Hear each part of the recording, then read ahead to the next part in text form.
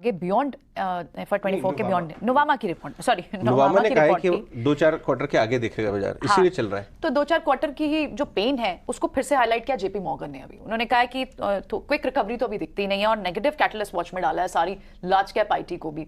अब IT पर इसका इंपैक्ट क्या होना चाहिए? जो इमीडिएट बाजार देखेगा, जो व्यूज बना रहे हैं ब्रोकिंग हाउस, या फिर बियॉन्ड 2-3 क्वार्टर्स देखे? कैसे व्यू बनाना चाहिए पार्थिव?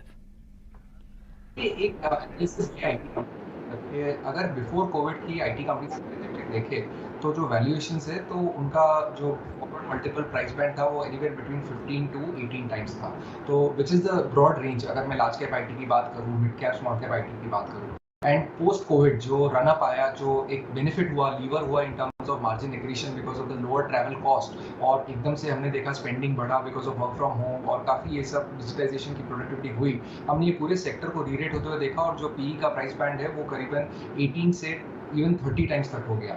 अभी हम देख रहे हैं कि आईटी के अंदर बहुत सारे मैक्रो हेडविंड्स आ रहे हैं। यूएस के अंदर जैसे जैसे इंटरेस्ट रेट्स बढ़े, हिस्टोरिकली हमने देखा है कि जब इंटरेस्ट रेट्स बढ़ते हैं तो बैंकिंग सेक्टर अच्छा करता है, उससे आईटी सेक्टर को फायदा होता है क्योंकि बीएफएसआई एक इंपॉर्टेंट वर्टिकल है। लेकिन हमने देखा है कि मैक्रो हेडविंड्स के वजह से काफ़ी जो क्लाइंट की स्पेंडिंग है, जो पाइपलाइन है, वो काइंड ऑफ रिवाइव हो रही है और वो बेसिकली प्रोडक्टिविटी स्पेंडिंग में ज़्यादा हो रही है रादर देन अदर एफिशिएंसीज। तो उस लिहाज से हमने देखा कि कंसेंसस कमेंट्री आ रही है whether it is big IT companies like even TCS, जिनका टोटल कॉन्ट्रैक्ट वैल्यू $10 बिलियन पे है, तो भी वो लोग बता रहे हैं कि मैक्रो हेडविंड्स को अवॉइड नहीं कर सकते। और I fully agree with the fact कि आने वाले 3 से 4 क्वार्टर्स डेफिनेटली चैलेंजिंग रहेंगे आईटी कंपनीज के लिए। लेकिन आई थिंक ये माहौल के अंदर अगर कोई भी 10% जितना करेक्शन आता है फ्रंटलाइन आईटी नेम्स के अंदर, तो हिस्टोरिकली हमने देखा है कि it comes to the lower end of the valuation band, और यहाँ पे अगर इन्वेस्ट करते हैं तो आने वाले 3 साल में बहुत अच्छे रिटर्न्स बनते हैं बिकॉज इवेंचुअली ये companies free cash flow generating है, काफ़ी वैल्यू एक्रेटिव है, आरओई बढ़ाते हैं by good dividends and even by higher buybacks. तो उस लिहाज से कैपिटल एलोकेशन पॉलिसी बहुत अच्छी है,